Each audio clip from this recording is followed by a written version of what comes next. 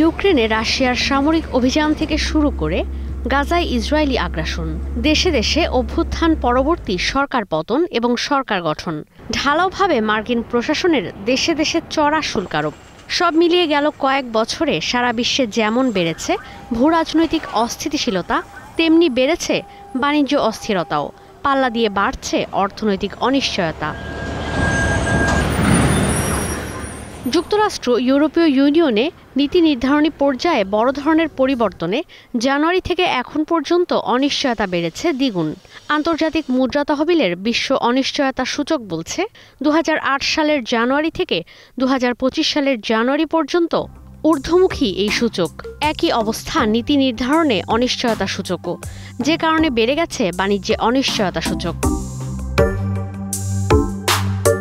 এরপরও 71টি দেশের ওপর করা ইকোনমিস্ট ইন্টেলিজেন্স রিপোর্ট বলছে বর্তমান এবং ভবিষ্যৎ অর্থনৈতিক পরিস্থিতির ওপর আস্থা রাখছে সাধারণ মানুষ।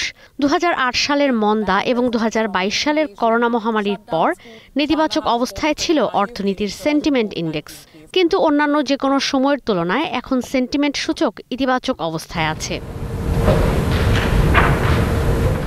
গ্লোবাল সেন্টিমেন্ট ইন্ডেক্স এমন সূচক যেখানে বিনিয়োগকারী ও গ্রাহকরা বর্তমান আর ভবিষ্যৎ বাণিজ্য পরিস্থিতি সম্পর্কে কী ভাবছেন তা নিয়ে গবেষণা করে তালিকা প্রকাশ করা হয়, যা ইতিবাচক হলে বাজারে ভালো প্রভাব পড়ার চিত্র ফুটে ওঠে, আর নেতিবাচক হলে বাজারে মন্দ প্রভাব পড়ে। এই সূচকে ওঠানামার প্রভাব পড়ে বিনিয়োগে।